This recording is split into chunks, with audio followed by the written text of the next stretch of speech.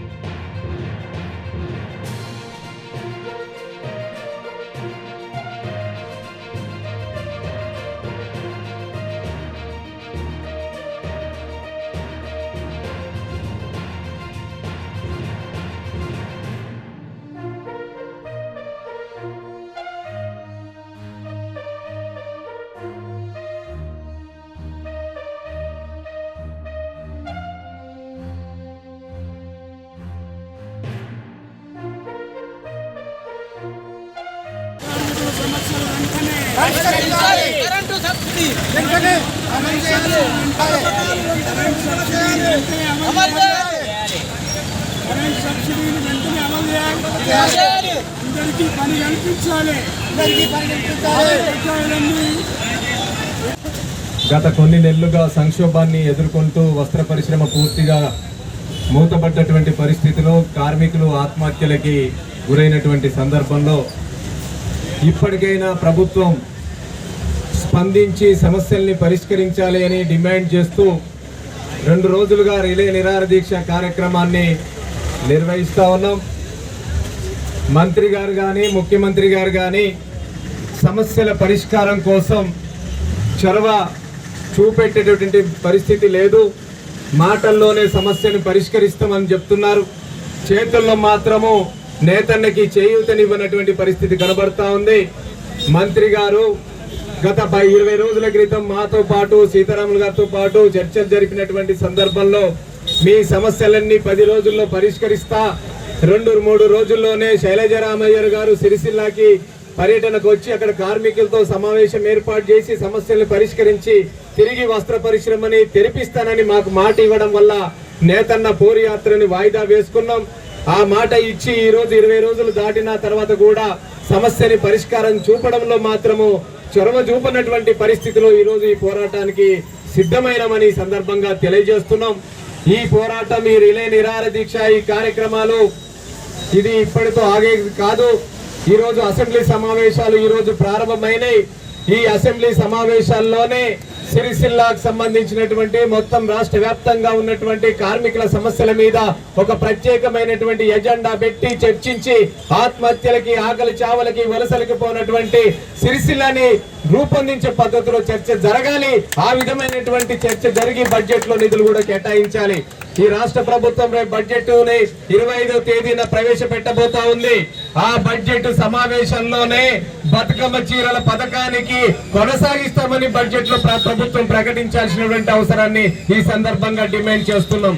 అదే విధంగా 10 HP కి సంబంధించినటువంటి ఉచిత విద్యుత్నివ్వాలి అని, ఆ పైన విద్యుత్ వాడుకునేటువంటి వాళ్ళందరికీ సబ్సిడీ మీద విద్యుత్నివ్వాలి అని డిమాండ్ చేస్తున్నాం. అదే విధంగా కార్మికులకి కనీస వేతనాలు నిర్ణయించి కార్మికుల వేతనాలను కూడా ఆ బడ్జెట్ లో ప్రవేశపెట్టాలి అని, నేతన్న బీమా, వర్కర్ టు ఓనర్, అదే విధంగా థ్రిఫ్ట్ ఫండ్, యారన్ సబ్సిడీ పథకాల్ని కూడా తిరిగి కొనసాగించాలి అని ఆ పద్ధతిలో బడ్జెట్ సమావేశాల్లో 25వ తారీఖు నాడు జరగబోయేటటువంటి బడ్జెట్ లో ప్రవేశపెట్టాలి అని, ఆ బడ్జెట్ లో గనక బతుకమ్మ చీరలు, విద్యుత్ సమస్య, యారన్ సబ్సిడీ, థ్రిఫ్ట్ ఫండ్, నేతన్న బీమా, మొత్తం సమస్త కార్మికులకి ఈ వస్త్ర పరిశ్రమ మీద సంబంధించినటువంటి గనక ప్రకటించకపోతే 26వ తారీఖు నాడు చెలో అసెంబ్లీ కార్యక్రమాన్ని నిర్వహించబోతున్నాం. 25వ తారీఖు దాకా ప్రభుత్వానికి అవకాశం ఇస్తున్నాం. మా సమస్యలు కనుక బడ్జెట్ లో రూపొందించకపోతే, మా సమస్యల్ని పరిష్కరించే బడ్జెట్ లేకపోతే హైదరాబాద్ కి ముట్టడిస్తాం. అసెంబ్లీని కూడా ముట్టడించడం కోసం ఈ రోజు చలో అసెంబ్లీ కార్యక్రమాన్ని కూడా పిలుపునిస్తున్నాం.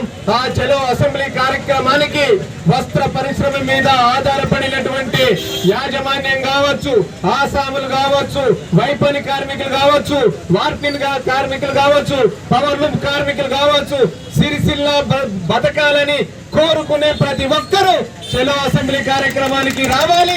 ఈ నేతలని బతికించుకోవాలి, తిరిగి మగ్గాన్ని నడిపించుకోవాల్సినటువంటి నినాదంతో ఈ కార్యక్రమాన్ని మనం పిలుపునిస్తున్నాం. అందరికీ ఈ చలో అసెంబ్లీ కార్యక్రమాన్ని విజయవంతం చేయాలి, మగ్గాన్ని నడిపించుకుందాం, మన నేతలను బతికించుకుందాం అనే ఒక నినాదంతో మనం చలో అసెంబ్లీ కార్యక్రమాన్ని సమస్త జనం జయప్రదం చేయాలి అని ఈ సందర్భంగా అందరికీ విజ్ఞప్తి చేస్తా ఉన్నాం. గత 8 మాసాల నుంచి చాలా ఇబ్బందుల్లో పడుతున్నారు. అదేవిధంగా 12 మంది ఆత్మహత్యలు చేసుకోవడం అనేది కూడా జరిగింది. మేము ప్రభుత్వాన్ని విజ్ఞప్తి చేస్తున్నాం. శాసనసభ జరుగుతుంది కాబట్టి ఈ శాసనసభలో సిరిసిల్ల నేతన్న సమస్యలు, రాష్ట్రంలో చేనేత కార్మికుల సమస్యల గురించి చర్చించి తగిన నిర్ణయాలు చేయాలని ఈ సందర్భంగా మేము డిమాండ్ చేస్తున్నాం. గత ప్రభుత్వం అనేక సంక్షేమ పథకాలు ప్రవేశపెట్టింది. రైతు బంధు కానీ, రైతు బీమా కానీ, అదేవిధంగా కళ్యాణ లక్ష్మి కానీ, పెన్షన్ కానీ, ఇతర సబ్సిడీలు కానీ, చేనేత సంబంధించినటువంటి యారన్ సబ్సిడీ కానీ, అదేవిధంగా లేబర్ టు యజమాని స్కీమ్ కానీ, అదేవిధంగా కరెంటు సబ్సిడీ కానీ, బతుకమ్మ చీరలు కానీ, ఇట్లాంటి రకరకాల స్కీములు గతంలో ప్రభుత్వం ప్రవేశపెట్టినటువంటి స్కీములన్నీ ఈ ప్రభుత్వం వాటిని రెట్టింపు చేసి అమలు చేస్తామని ఎన్నికల ముందు వాగ్దానాలు చేశారు. ఉదాహరణకు 2000 పెన్షన్ ఉంటే 4000 అన్నారు. రైతు బంధు పెంచుతామన్నారు. అదేవిధంగా వ్యవసాయ కూలీలకు పెంచుతామన్నారు. ప్రతి మహిళకి 25,000 ఇస్తామన్నారు. చేనేత కార్మికులకి, పవర్లు కార్మికులకి మేము అంతా న్యాయం చేస్తాం, అంతకన్నా మంచి మంచి పథకాలు ప్రవేశపెడతామని చెప్పారు. బతుకమ్మ చీరలు అంటున్నారు. బతుకమ్మ చీరలు ఇవ్వాలంటున్నాం. ఒకవేళ చీరలు నాణ్యం లేకపోతే అంతకన్నా నాణ్యమైన చీరలు మీరు తయారు చేయించండి, అంతకన్నా మంచి డిజైన్లు మీరు తయారు చేయించండి. దానివల్ల ఇక్కడ పౌర్ణమి కార్మికులకి పని దొరుకుతుంది. రాష్ట్రంలో ఉన్న కోట్ల మంది మహిళలకి మంచి బట్టలు అందించడానికి అవకాశం ఉంటుంది. అందుకని గత ప్రభుత్వం మీద తప్పులు పెట్టి ఈ ప్రభుత్వం తప్పించుకోవాలని చూడటం న్యాయం కాదు. గత ప్రభుత్వం పెట్టినటువంటి స్కీముల్లో తప్పులుంటే సరిచేసి అంతకన్నా మెరుగైనటువంటి స్కీములు అమలు చేసి ప్రజల మన్నన పొందాలని ఈ సందర్భంగా మేము విజ్ఞప్తి చేస్తున్నాం. శాసనసభలో మా సమస్యలు పరిష్కారం కావాలని మేము డిమాండ్ చేస్తున్నాం. సమస్యలు పరిష్కారం కాకపోతే ఈ ఉద్యమం మరింత తీవ్రతరం అవుతుంది. ఇప్పటికే పవర్లూమ్ బకాయిలు ఉన్నాయి, పవర్లూమ్ కరెంట్ ఛార్జీలతో బ్రతకలేని పరిస్థితున్నది. ఇప్పటికే చాలా పవర్లూమ్స్ ఇనుప సామాన్లకు అమ్మేసి ఇళ్లలో కూర్చుంటున్నారు. చాలా రకాల ఇబ్బందులు ఉన్నాయి. తక్షణం స్పందించాలి, తక్షణం పరిష్కారం చేయాలి. లేకపోతే మా ఉద్యమాలు మరింత ఉధృతం చేస్తాం. ఇది మేము చెప్పదలుచుకుంది.